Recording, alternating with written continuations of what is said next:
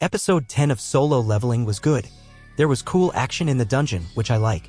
But there's not enough of that stuff. Most of the show is just talking, and it's not that interesting.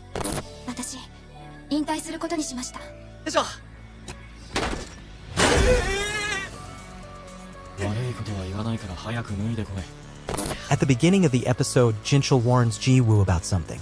The S-rank hunter Dong-soo Hwang is angry and looking for revenge. We don't know what happened to Dong-soo Hwang in the dungeon, but that's not important. Dong-soo is after revenge because his brother died and Ji-woo lived. So, what does Jinchul suggest? That Ji-woo should leave the country with his family. But I don't see how this would keep him safe. As far as we know, the S-rank hunter isn't even in Korea. And even if he was, running away doesn't seem like it would help Ji-woo.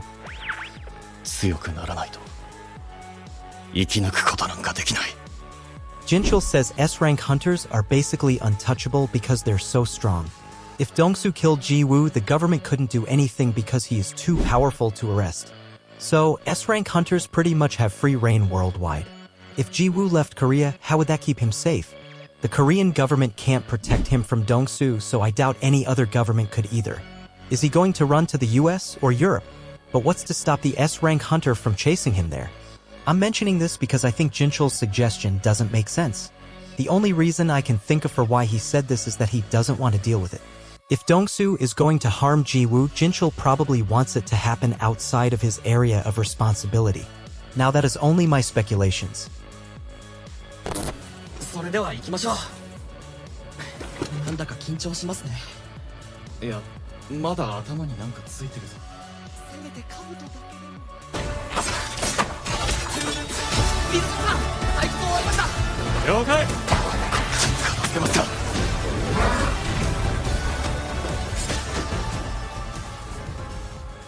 If this episode had focused entirely on Ji-woo and Jin-ho clearing dungeons, I'd call it a good episode. Not just okay, but good.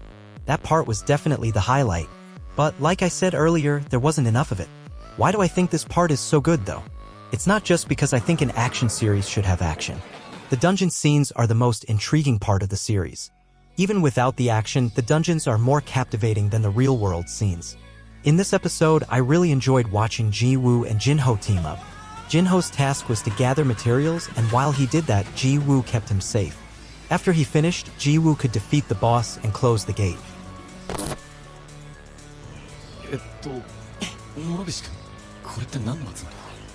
Something else I found interesting was that nobody from the strike team tried to interfere.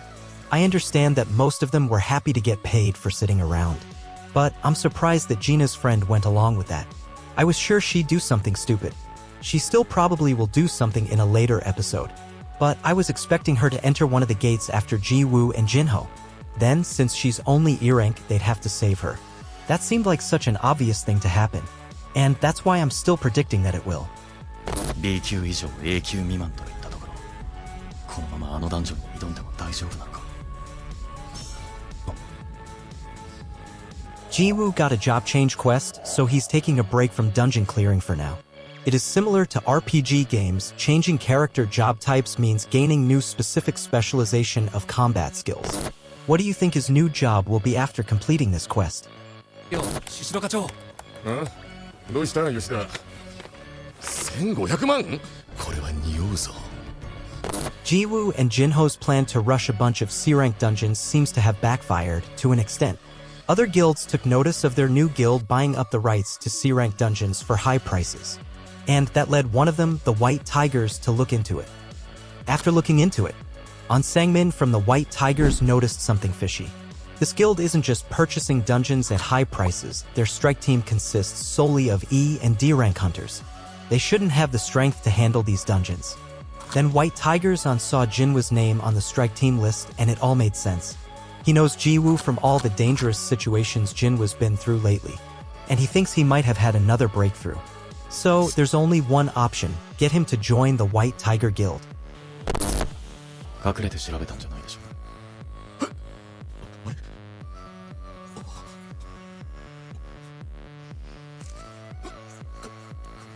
As we saw, Jinwoo threatened On for investigating him.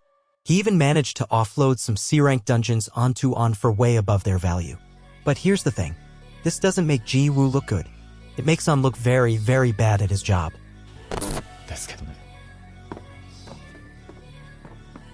課長彼は思っていた以上 So, you could say On agreed to Jinwoo's price because he was backed into a corner. Jinwoo gave him an ultimatum: buy the dungeons at Jinwoo's rate or miss out on all C-rank dungeons soon. But really, On should have realized Jinwoo was bluffing from the start. Turns out, there were plenty of C-rank dungeons available for way less than what Jinwoo asked for. So, why did On assume Jinwoo's guild had access to all of them before even talking to Jinwoo? Why didn't he check?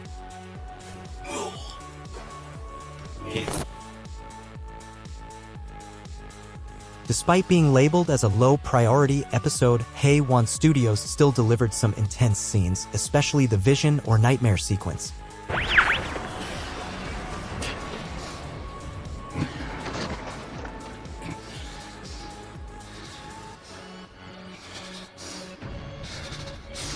Overall, it was a relaxed setup episode that highlighted Jinwoo's growth both as a businessman and a hunter. I believe Juhi's decision to retire from hunting was the right choice. While I enjoy her character, she hasn't been herself since that initial dungeon experience and is clearly afraid of the job. Returning home should provide her with a chance to start fresh. Securing a monopoly on the C-rank gates was a smart business move, but it brought a lot of unwanted attention. Jinwoo turning the tables on and the White Tiger Guild was hilarious. The manager thought he could outsmart Jinwoo in the meeting, but ended up with a bad deal and got scammed in the end. My favorite moment: partnering with Jinho was a wise choice. However, having an S-rank hunter after Jinwoo is worrisome. We've seen how powerful top-level B ranks can be, so I can't even imagine how strong an S-rank is. He leveled up significantly in this episode, so it'll be interesting to see his new capabilities.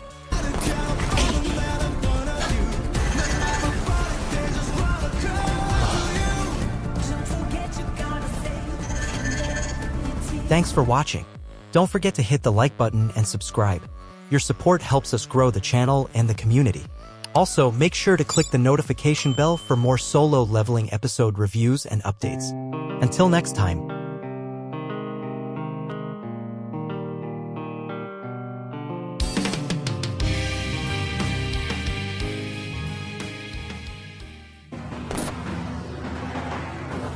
Tenshoku クエストか。楽しみだ。